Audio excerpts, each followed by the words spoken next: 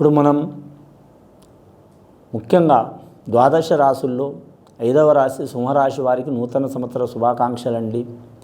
2025వ సంవత్సరం మరి జ్యోతిష్య బలం గవ్వల శాస్త్ర ప్రకారం ఎలా ఉందో శుభయోగం, అశుభయోగం, వర్ధమాన యోగ బలం గవ్వలేసి వారి జ్యోతిష్యం చూద్దామండి. ఈ గవ్వల శాస్త్రాన్ని చింతామణి శాస్త్రం అంటారు, లకుట ప్రశ్న శాస్త్రం అంటారు.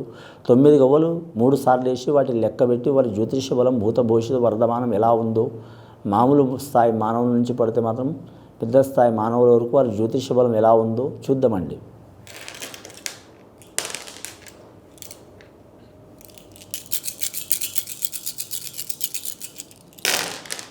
సింహరాశి వారి జాతకానికి 5వ సంఖ్య పడ్డదండి. సింహరాశి వారి జ్యోతిష్యంలో చూడాలంటే మకా నక్షత్రం వారికి మాత్రం చాలా వరకు శుభయోగాలు ఉంటాయండి. పుబ్బా నక్షత్రం వారికి ఇబ్బందులు వచ్చే అవకాశాలు ఉంటాయండి. మకా నక్షత్రం వారికి లక్కీ నెంబర్ 7 వస్తుందండి. పుబ్బా నక్షత్రం వారికి 6 వస్తుందండి. మకా నక్షత్రం వారికి సోమవారం కలిసి వస్తుందండి. పుబ్బా నక్షత్రం వారికి శుక్రవారం కలిసి వస్తుందండి. ఈ ముఖ్యంగా మాత్రం ఈ సింహరాశి వారి జాతకంలో చూడాలంటే మాత్రం ముఖ్యంగా అష్టమ శని ప్రభావం మొదలవుతుంది కాబట్టి చాలా జాగ్రత్తగా ఉండాలండి. ముఖ్యంగా అష్టమ శని ప్రభావం ఎలా ఉంటుందంటే అష్ట కష్టాలు కూడా ఉంటాయి, అష్టైశ్వర్య యోగాలు కూడా ఉంటాయి వీరి జాతక బలానికి.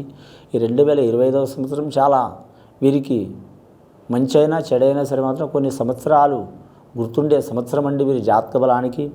రక్షణ రంగంలో సంబంధించిన వారికి మంచి ఫలితాలు కలిసి వస్తాయండి. రక్షణ రంగంలో అంటే ఐఏఎస్ ఐపీఎస్ రంగం వారు కావచ్చు, అలాగే మిలిటరీ రంగం వారు కావచ్చు, అలాగే మాత్రం మన దేశాన్ని రక్షించుకునే, రాష్ట్రాన్ని రక్షించుకునే విషయంలో, అలాగే మాత్రం మన ప్రాంతాన్ని రక్షించుకునే విషయంలో అన్ని రకాలుగా ప్రైవేటు పరంగా కూడా మాత్రం సెక్యూరిటీ గార్డ్గా చేసేవారు కూడా మాత్రం మంచి యోగ బలం కలిసి వచ్చే అవకాశం ఉంటుంది వీరి జాతక బలానికి.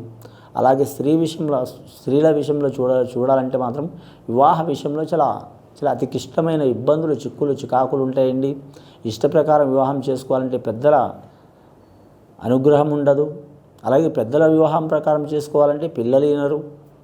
ఒకరి మనసులో ఒకరు ఉండరు. ఎవరి ఆలోచన వారికే ఉంటుంది. చెప్పేటప్పుడు బాగానే వింటారు, చేసేటప్పుడు ఎవరికి వారే ఎమ్నకు తీరి అన్నట్టు ఉంటారు.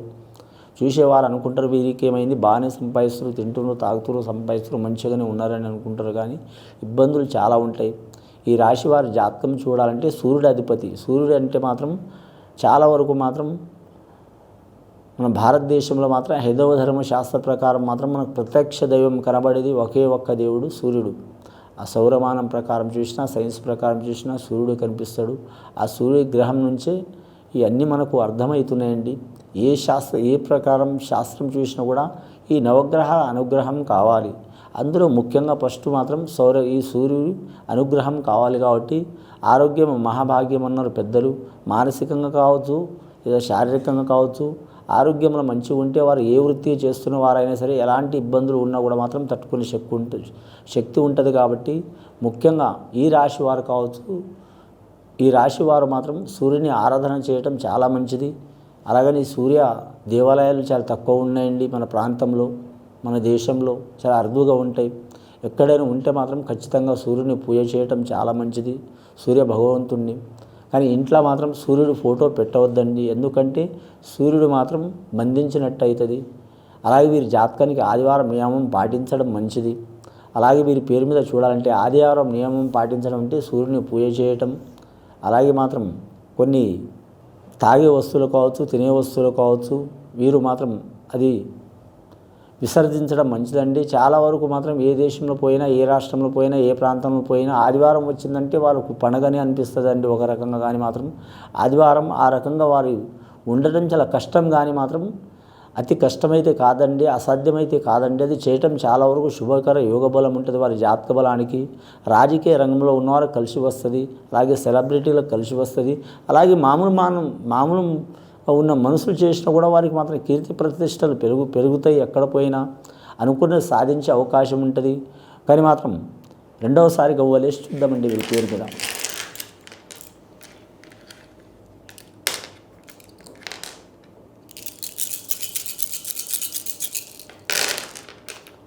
రెండవసారి గవ్వలు వేస్తే మాత్రం వీరి జాతక బలానికి ఇంకా 5 గవ్వలు పెట్టేయండి. 5వ సంఖ్య వదిలిపెట్టట్లేదు వీరి జాతక బలానికి. ఆ సూర్యుడితో సహా మాత్రం ముఖ్యంగా వీరి జాతక బలానికి మాత్రం పంచభూతాలు వీరికి సహకారం చేసే అవకాశం ఉన్నాయండి. వివాహమైన వారికి భార్యాభర్తలతో చిక్కులు చికాకులు తప్పవండి. వివాహం కాని వారికి మాత్రం వివాహ విషయంలో కొన్ని ఆటంకాలు తప్పవండి. ఇక సంతాన విషయంలో మాత్రం సంతాన దోషం ఉన్నవారు తప్పకుండా తొలగిపోతుందండి వీరి జాతక బలానికి.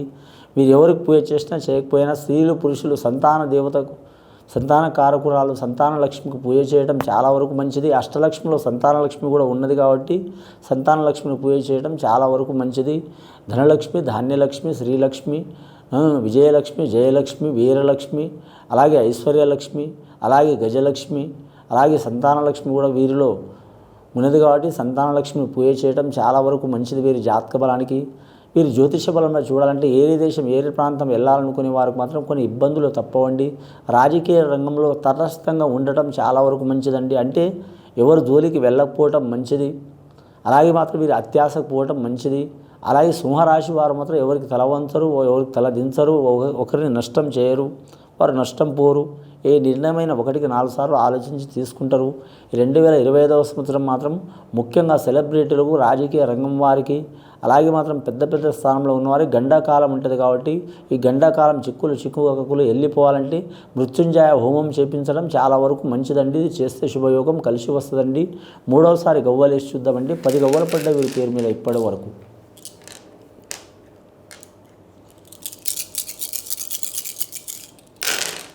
3వసారి గవ్వలు వేస్తే పడ్డాయండి. 3 గవ్వలు పడ్డాయండి. గురు మహర్దశ గవ్వలు పడ్డాయండి. గురు మహర్దశ అంటే మాత్రం విద్యాస్థానంలో కలిసి వచ్చే అవకాశం ఉంటుంది, సంతాన స్థానంలో కలిసి వచ్చే అవకాశం ఉంటుంది, సంసారంలో కలిసి వచ్చే అవకాశం ఉంటుంది. ముఖ్యంగా మాత్రం ఉద్యోగస్తులకు అంటే ఉద్యోగం ఉన్నవారికి కలిసి వచ్చే అవకాశం ఉంటుంది. అలాగే నిరుద్యోగులు కూడా మాత్రం శుభవార్తలు వినే అవకాశాలు ఉంటాయి. అలాగే పర్మనెంట్ కాని వారు పర్మనెంట్ అయ్యే అవకాశం ఉంటుంది. స్త్రీలకు కూడా కలిసి వచ్చే అవకాశం ఉంటాయండి.